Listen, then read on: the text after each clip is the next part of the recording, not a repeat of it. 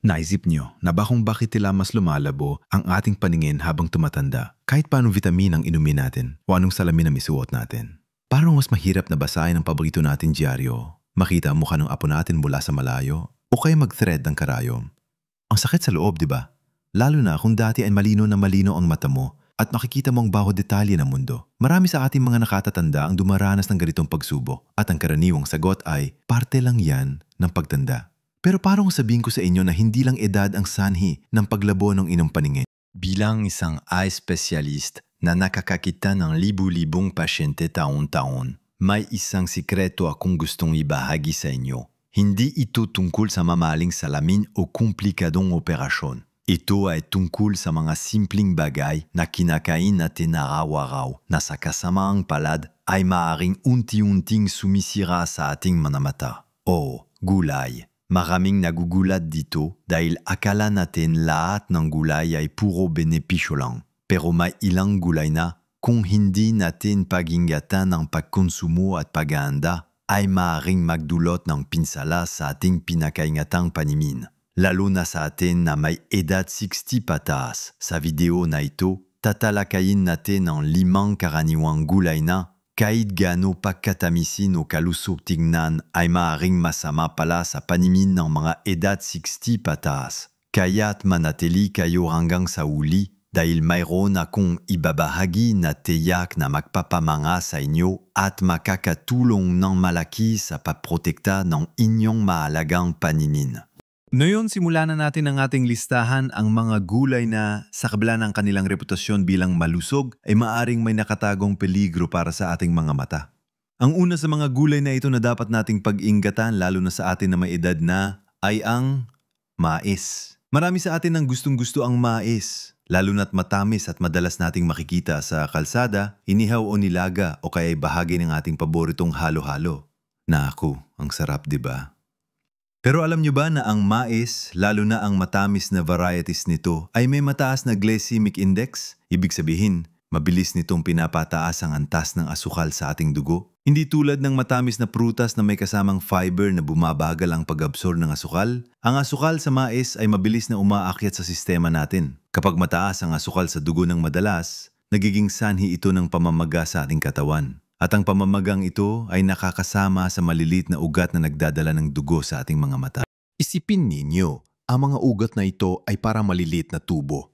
Mas pinumpino pa sa buhok na naghatid ng sustansya at oxygen sa ating mga mata para manatili itong malusog at gumana ng maayos. Kapag nasira ang mga tubong ito dahil sa pamamaga at labis na asukal, nagiging marupok at mahirap na para sa kanila na gampanan ang kanilang trabaho. Parang isang sapa na unti-unting natutuyo dahil sa pagbara. Sa paglipas ng panahon, ang pagkasira na ito ay maaring maging sanhi ng mga malubhang kondisyon sa mata tulad ng diabetic retinopathy, isang kondisyon na sanhi ng pagkasira ng mga ugat sa retina, ang bahagi ng mata na responsabal sa pagtanggap ng ilaw.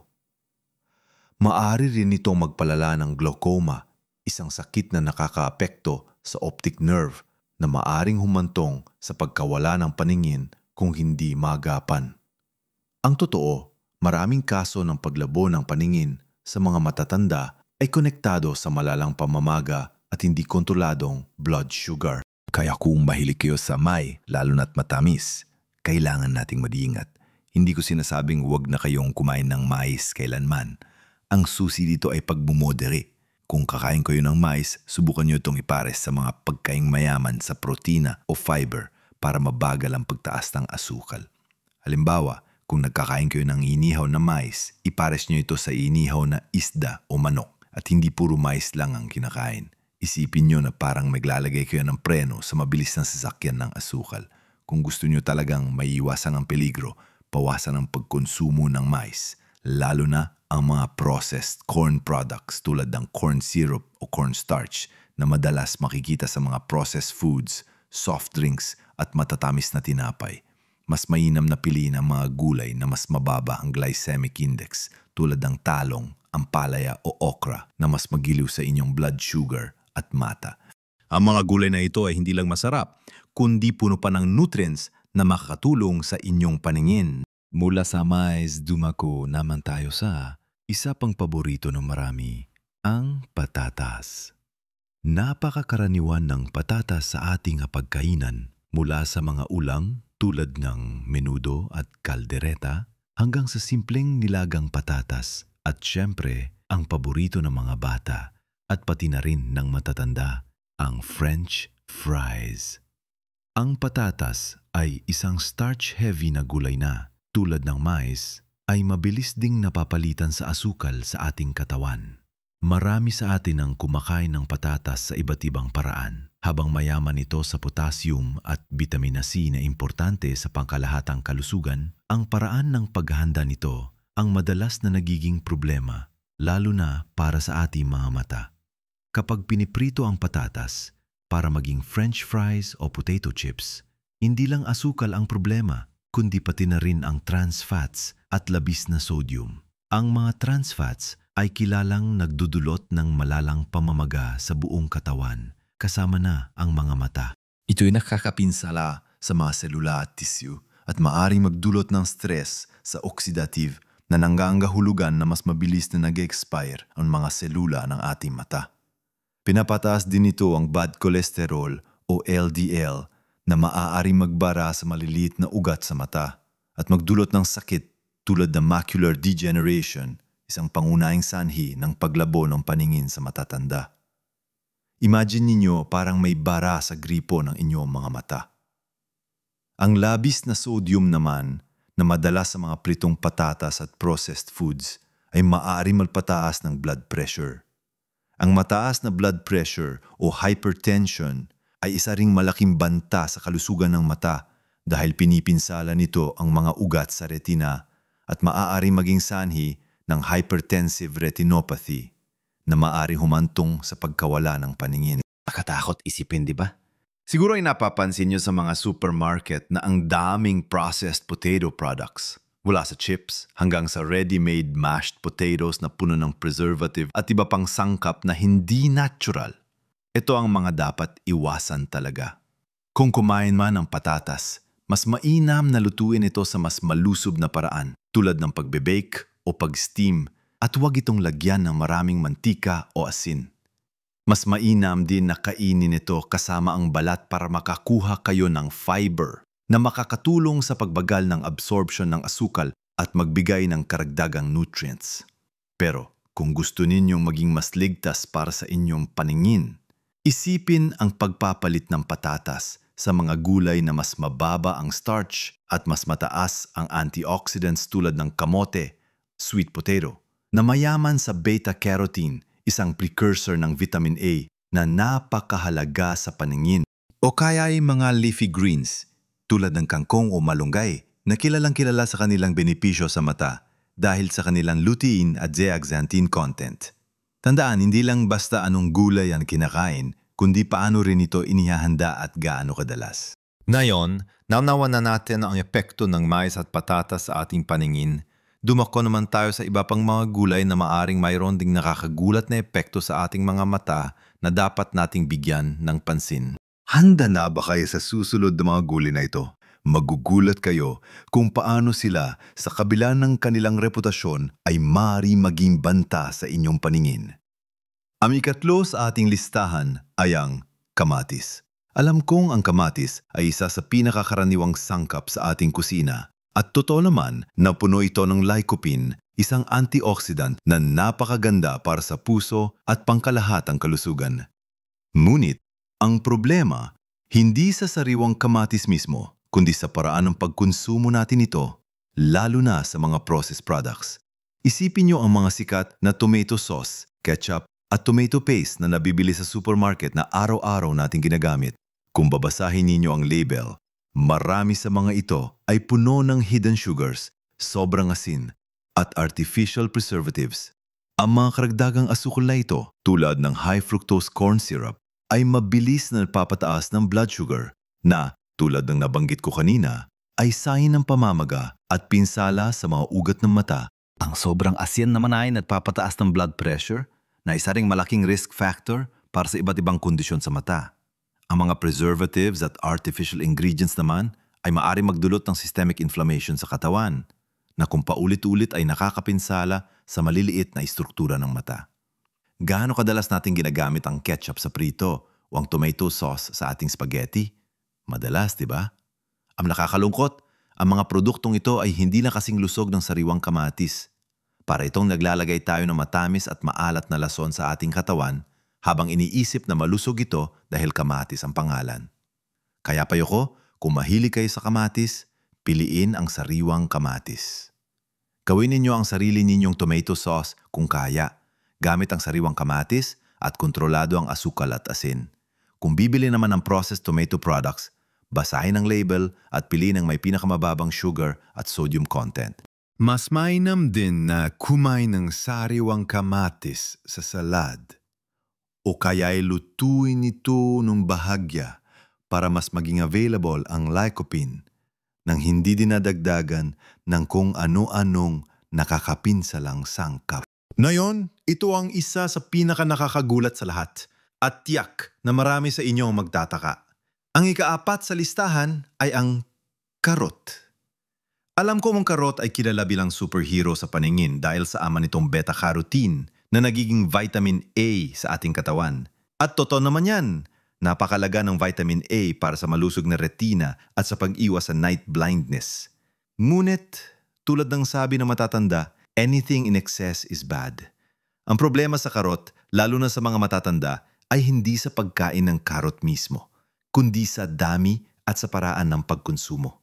Maraming nagpapajuice ng karot araw-araw, iniisip na mas makakakuha sila ng nutrients. Ang problema sa carrot juice ay nawawala ang fiber na siyang nagpapabagal ng pag-absorb ng natural na asukal sa karot.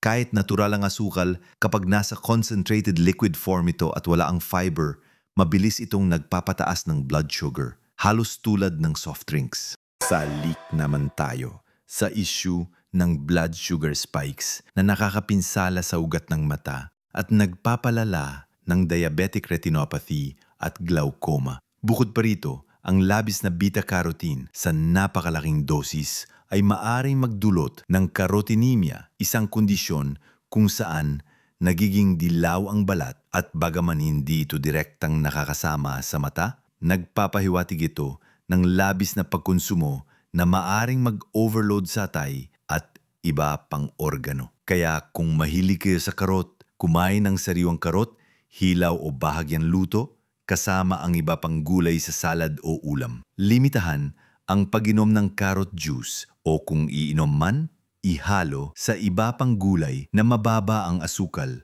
tulad ng celery o cucumber at huwag itong gawing pang-araw-araw na inumin. Ang moderation ang susi. Mas mainam na kumuha ng beta-carotene mula sa iba't ibang mapagkukunan tulad ng kalabasa, kamote at iba pang madidilim na berdeng gulay para sa mas balanseng nutrisyon at para maiwasan ang labis na pagtaas ng asukal sa dugo.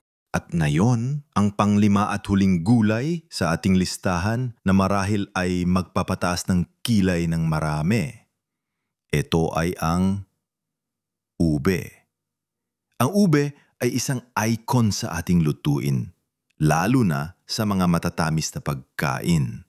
Ito ay mayaman sa antioxidants at fiber at totoo na may benepisyo ito sa kalusugan. Ngunit ang problema ay hindi sa ube mismo, kundi sa paraan ng paghanda at pagkonsumo natin ito. Isipin nyo ang paborito nating ube halaya, ube ice cream, ube pandesal o ube leche flan. Karamihan sa mga ito ay niluluto na may napakaraming asukal, condensed milk at butter. Ang mga sangkap na ito ang siyang napapataas ng glycemic load ng ube ng sobra-sobra. Ang labis na asukal at saturated fats ay napapataas ng pamamaga sa katawan, nagdudulot ng oxidative stress at maaaring magbara sa mga ugat. Lahat ay direktang nakakasama sa kalusugan ng mata, lalo na sa mga matatanda na mas vulnerable sa mga kondisyon tulad ng cataract at age-related macular degeneration. Kahit pa sabihin nating gulay, ang ube, kapag ginawa na itong ube, halaya na puno ng asukal, para na rin tayong kumain ng isang pirasong cake. Hindi na ito gulay na pang-healthy, kundi dessert na puno ng mga sangkap na nakakasama sa mata. Ang mataas na asukal sa dugo ay nagdudulot ng glycation, isang proseso kung saan ang asukal ay kumakapit sa mga protina at nagdudulot ng pinsala sa mga istruktura ng mata na maaaring humantong sa paglabo ng lente ng mata o katarata. Kaya kahit gaano pa kasarap ang ube halaya, isipin ang epekto nito sa inyong mga mata. Kung gusto nyo pa rin kumain ng ube, subukan itong kainin sa mas simpleng paraan, tulad ng pinakulo ang ube na walang halo o kaya'y bahagi ng isang savory dish sa maliit na dami. O kaya kung gagawa kayo ng ube halaya, bawasan ang asukal at gumamit ng mga natural na pampatamis sa limitadong dami. Pero kung talagang gusto ninyong protektahan ang inyong mga mata, limitahan ang pagkonsumo ng mga matatamis na ube-based na pagkain at mas bigyan ng priority ang mga gulay na mayaman sa lutein at zeaxanthin tulad ng malunggay, spinach at kangkong na tunay na makakatulong sa inyong paningin. Ngayon, nahisaisip na natin ang 5 gulay na ito na dapat nating pag-ingatan. Siguro ay marami sa inyo ang nagulat at nag-isip, pero huwag kayong mag-aalala, hindi ibig sabihin nito na wala na tayong pag-asa. Sa katunayan, marami pa tayong magagawa. Manatili kayo hanggang sa huli dahil may mahalaga pa akong mensahe at sorpresa para sa inyo na magpapabago ng inyong pananaw sa pag-aalaga ng mata. Ngayon, naisisat na natin ang 5 gulay na ito na dapat natin pag-ingatan, lalo na kung tayo ay lampas 60 anyos na. Ang mais at patatas dahil sa kanilang mataas na glycemic index na nagdudulot ng sugar spikes at pamamaga. Ang kamatis, partikular sa mga processed forms nito na puno ng asukal at asin. Ang karot, kung ito ay inilalagay sa juice ng labis na nawawala ng fiber at nagiging sanhi rin ng mabilis na pagtaas ng asukal. At ang ube, lalo na kapag ginawa ng matatamis na dessert na nilubog sa asukal at condensed milk. Naalala nyo pa ba ang sinabi ko sa simula ng video? May sorpresa ko para sa inyo. At ang sorpresa ko ay hindi lang tungkol sa pag-iwas sa mga ito, kundi sa pag-unawa na ang pag-aalaga sa ating paningin ay hindi kasing komplikado ng iniisip natin. Ang tunay na sorpresa ay ito. Ang mga ito ay mga paalala lamang na ang kalusugan ng mata ay hindi nalalayo sa pangkalahatang kalusugan ng ating katawan. Kung ano ang nakakasama sa puso, sa blood sugar o sa blood pressure, malamang na nakakasama rin sa ating mga mata. Ang protekta sa inyong paningin ay hindi nangangahulugang kailangan nyo nang iwanan ang lahat ng inyong paboritong pagkain. Bagus, ito ay tungkol sa pagiging mas mapanuri sa kung ano ang ating kinakain, kung paano ito inihahanda, at higit sa lahat, ang pag-moderate. Isipin nyo, ang ating mga mata ay napaka-critical na bahagi ng ating buhay. Ito ang nagpapahintulat sa atin na makita ang neti ng ating mga apo. Basahin ang isang magandang libro at mag-enjoy sa ganda ng paligid. Ang pag-aalaga sa kanila ay isang pamumuhunan para sa isang mas makulay at malinaw na kinabukasan. Ang magandang balita ay maraming masarap at abot-kayang gulay sa Pilipinas na napakaganda para sa inyong mga mata. Bukod sa pag-iwas o paglilimita sa mga nabanggit natin, mas mahalagang bigyan ng diin ang pagdaragdag ng mga gulay na mayaman sa lutein at zeaxanthin, dalawang malalakas na antioxidants na nagsisilbing natural na salamin sa araw para sa ating mga mata. Nasaan matatagpuan ang mga ito? Sa mga madidilim na berdeng gulay tulad ng malunggay, kangkong at pechay. Ang mga ito ay sagana sa ating bansa, mura at madaling lutuin sa iba't ibang masasarap na ulam. Isipin ninyo ang sinigang na may maraming kangkong o ang ginisang malunggay na may sardinas. Napakasarap na, nakakatulong pa sa inyong mga mata. Subukan ding kumain ng kalabasa na mayaman sa beta-carotene tulad ng karot pero may mas mababang glycemic load. Ang mga isdang mayaman sa omega-3 fatty acids tulad ng sardinas, tuna at bangus ay napakaganda rin para sa mata dahil sa kanilang anti-inflammatory properties. Ang pag-inom ng sapat na tubig araw-araw ay mahalaga rin para sa pangkalahatang hydration kasama na ang inyong mga mata.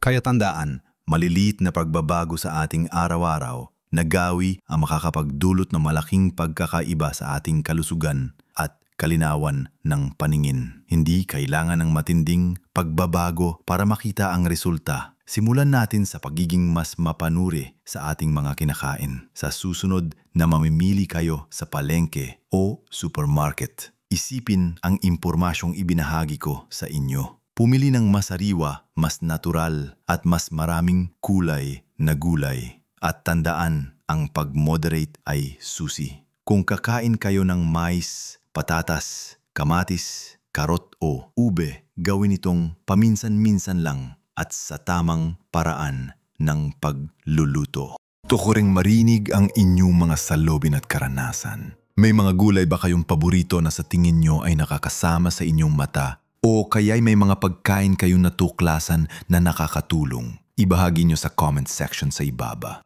Ang inyong mga kwento ay maaaring magbigay inspirasyon at kaalaman sa iba pa nating mga kababayan.